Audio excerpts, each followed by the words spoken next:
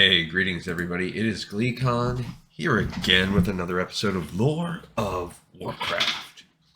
On our last episode, we did a Let's Play for the 5th mission of the Sentinels campaign, where we saw Maiev continuing to pursue Illidan, but this time she called in for backup, and Tyrande and Malfurion came to help out. And they beat Illidan, but he retreated and escaped yet again, so the pursuit will still be on. So stay a while and listen as we take a little aside here. What we're going to do over the next couple of episodes is establish the Blood Elves. The Blood Elves don't exist as of yet, not in the way that we know them. So how do the Elves, the Quel'Dorei, actually not the Quel'Dorei, I don't remember which one they are. I get the Elvish names mixed up.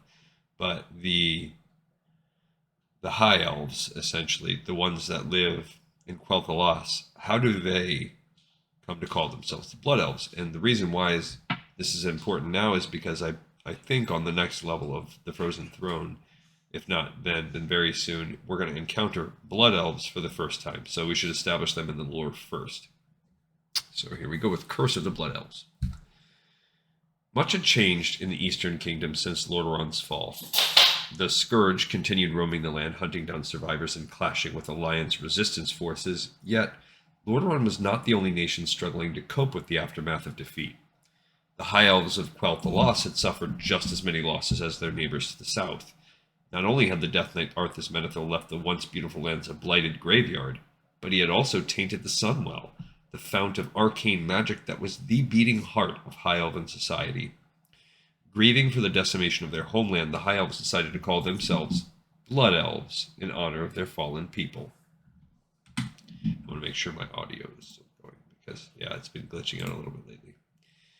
Arthas had also killed Quel'Thalas' king Anastarian Sunstrider.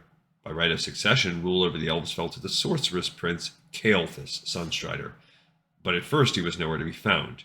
The heir to the throne had been in Dalaran during his homeland's downfall.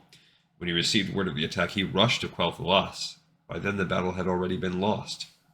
So this is how Kael'thas becomes king. We know if you've played Warcraft, there's got to be a downfall because Kael'thas is essentially a major villain in World of Warcraft. So how does that happen?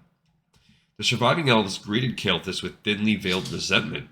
Rather than fighting to protect Quel'Thalas, he had been in Dalaran. To many elves, it seemed that Kael'thas enjoyed spending his time in that distant city more than in his own homeland. Kael'thas made no excuses for being absent in Quel'Thalas' hour of need. His people had every right to be bitter. He resolved to prove himself to the elves and do whatever he could to rebuild their kingdom. It was not easy for him. In truth, Kael'thas had always felt distant from his people. They were largely insular and isolationist, but he had been quite the opposite. He had wanted to see the world, to interact with different races and learn new ideas. He surveyed Silvermoon City's ruins and attended his father's funeral, but he struggled to connect with the elves. Nonetheless, Kael'thas continued trying. He did love his people and his kingdom more than some elves might have known, and this love was what drew him to the tainted Sunwell. Kael'thas was horrified at the sight of the Sunwell and the twisted energy swirling through its depths.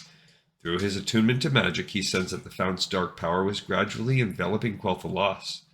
In time, it would seep into the hearts and minds of the Blood Elves and kill them all. There was no means to cleanse the Sunwell with any certainty.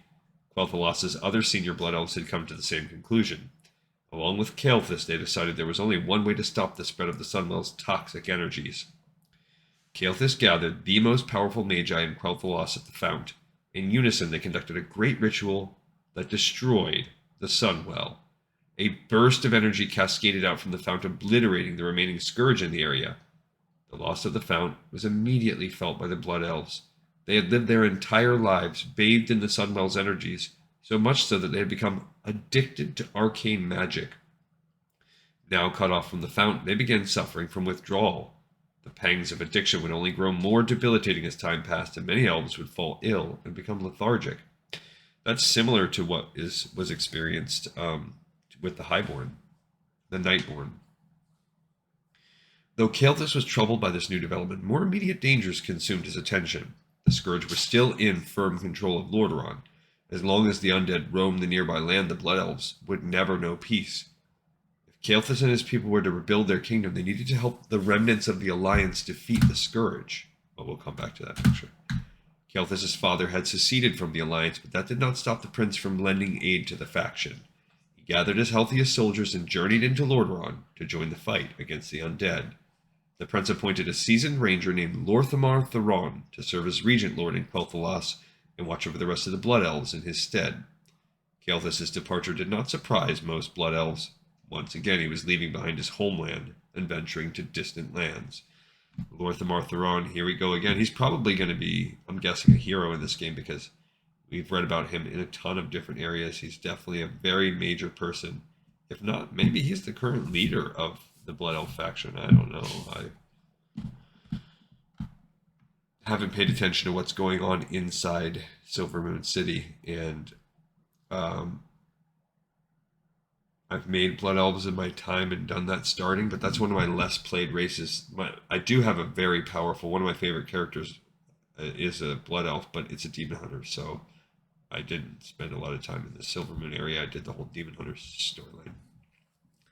But I love my, he's not my main, but he's probably my favorite character to actually play. I like my main a lot, but that guy's more my achievement hound. I really like playing the Vengeance Demon Hunter. Okay, so this probably also explains why we're going to take the Sentinels campaign and meet up with the Blood Elves here, but we have a lot of grounded tread to understand why they eventually not only aren't part of the Alliance, but are part of the Horde. If we back up one step here, we got a cool picture. It's called The Battle Between the Scourge and the Alliance Forces in the Third War. This is just like a recap picture. We've got some Dwarven Gunners, we've got Gargoyles, we've got, might be Arthas, some kind of Death Knight type of figure on a flaming horse. So unless there's a new one coming up, that's probably Arthas, because there's Kel'Thuzad, Abominations. That looks almost like a, yeah, I don't know what that is. So, and we've got these Nerubians over here. So those are either like Scourge Forsaken like precursors, or we are showing classes that are going to come up in the Frozen Throne that I haven't seen yet. And of course we have the mage, I guess mage priest, whatever. If you do the Culling of Stratholme instance, there are all these things called mage priests. All right, we got another episode in the pipe, 5x5. I thank everybody for watching and for listening. Hopefully you enjoyed it. I enjoyed making it. See you guys next time on Lore of Warcraft.